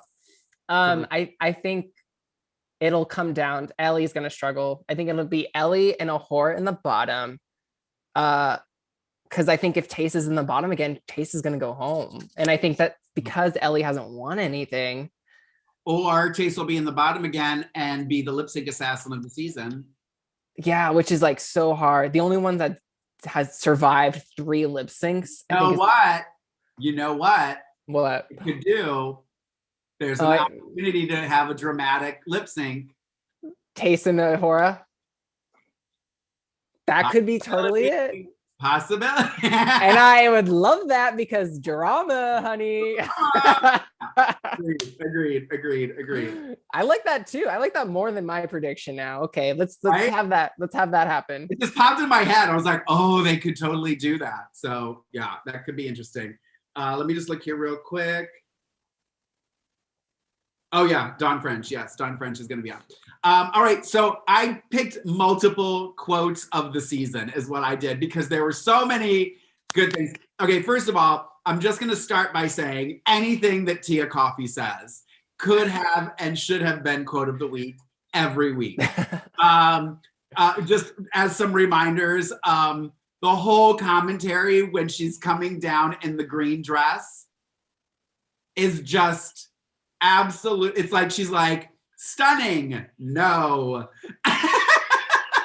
Classy, no. Like it's just absolutely pure comedy gold when she's like giving her own runway challenge. In the lockdown special when she's talking about learning Dutch and just doing that. I literally was like crying, laughing. It's just so much. She's like Dutch with Tia. She's just so funny. And the same challenge where she's critiquing herself on the runway when they give them the box and she opens it and she's like, they want us to make a dress out of actual fabric. How dare they? I have my favorite quote of the week, or I guess so far. I have to keep saying so far because watch, there's going to be another quote that I love, but it's from Tia. It's when Rue, I think you know this one. Rue's like, you are gorgeous. Your body's gorgeous. Are you cinched? And Tia's just crying. She's like, no, but I just have a fat ass. That was my favorite Tia quote. That was, again, anything from Tia's mouth could be quote of the week. So I'm going to start with her and give her accolades that everyone should be her. However, there were some other ones that I thought were really great. Recently, when Raven is in the workroom, Ellie actually made me laugh when Rue says, you need to get a repeater badge. And she's like, well, that's on you, bitch. That was good. It made Rue laugh. Totally made Rue laugh. I thought it was hysterical. Bimini, when she's the bacteria and she says, I'm going as a bacteria because why the fuck not? I'm going to give also a shout out to Rue because Tia's elimination was so traumatic for all of us. Because all season she kept saying, what was her line for Tia? Like, question remains, Tia Coffee. Like every time she would announce her, question remains, Tia Coffee. I literally was just like, oh, when she was telling Tia to leave and she said, the decision's made or whatever, you'll always be my cup of tea. And I was like, that was so sweet. Oh God, the whole elimination was great. Cause even then, like, she's like, are you sure? Are you sure? I don't have anything else to do. Like that was so hilarious. You know, you will be missed. And if you're not on All Stars, I will be upset. But for me, so far, the quote of the season goes to Tace for the cheek, the nerve, the gall, the audacity, and the gumption. I literally like rewound it. Hands down the quote of the season for me. But so yeah, those are quotes. Let's do some news and gossip. We both were kind of working on this before we went live. Rumors are stirring that there might be a international All-Stars. I don't know. These are all rumors, but I just saw that they're talking about like doing UK, Canada, Holland All-Star. I don't know if they would include Down Under. It has been taped. Mm-hmm. So I guess they technically could pull people from that as long as they air that before the International All-Star. They could potentially add Down Under contestants to it too. I don't know that it would include them, but obviously, and then in the future, they could include Down Under, they could include Spain, which also brings me to more news and gossip, that Spain announced their host, whose name is Supreme Deluxe. There's pictures and stuff on her, of her, follow her on Instagram and stuff. I went to her website, but it was all in Spanish, so I couldn't. So I'll have to find out more information about her. Also, Queen of the Universe is going to be happening on Paramount Plus, which is basically another drag competition, but for live singing. So it'll be interesting to see. And it's World of Wonder, RuPaul has their hand in this, from my understanding. So I don't know if Ru will be on it, but it'll be interesting. It'll be on Paramount Plus. Also, All-Star 6 is going to be on Paramount Plus. But I did read somewhere, I think I read that All-Star 6 will also be on WoW Presents Plus. So I don't know. I hope. A delay, but I don't know. I know. I really wish WoW Present. I have it, but obviously to watch this. But I think they needed. I don't know. It kind of sucks that they don't have like the Drag Race seasons on there. Like, it's kind of like. I know it's cheap. I can't complain too much. I really enjoy like Canada and UK, but I'm like, so I really hope that they do put the next All Stars on there as well. Yeah. So that's it. We made it through 7 episodes and a little over what we normally do, right? 1 episode of season 13. So I think we did good for ourselves, Ollie. Give ourselves. Yes, this was fun. I'm excited for the next one. Me too. And then me and Ollie were talking before too. We'll definitely do a wrap up. So we'll do another one of these for the remaining episodes. So keep an eye out for that. I don't know, maybe we'll do it like after we tape a 13 episode. We could just kind of go live again right after and wrap up the rest of it, or something like that. Or maybe we'll pick another day or something to do it. So stay tuned. We'll give you more information. Follow us on Instagram and Twitter at DRTVLA. On Facebook, we have a Facebook page too. Also, be sure to subscribe to our YouTube, our poor little YouTube channel, please. No, we're doing good. I think we're doing good. For as long as we've been doing it, I think we're doing good with subscribers and stuff. And thank you guys all for tuning in. Ollie, tell them where they can find you on the social media. Yes, thank you guys for joining us. You can follow me on all social media platforms at Ollie Dreamer. That's OLLIEDREAMER. Yeah, I can spell, Lorayne. But this was so fun. Real quick, I'm getting a update here from Chucky Chuck. The early seasons of Drag Race are on Paramount Plus also. So we'll see. But they're also on Hulu. So season 6, I think, is on Hulu. So you can always go back and watch them there. You can find me on Instagram and Twitter at Lorayne Love. That's LORAYNE LOVE. And yeah, that's all. Screw Mark. If you want to find Mark, he's tagged in something, you can find him.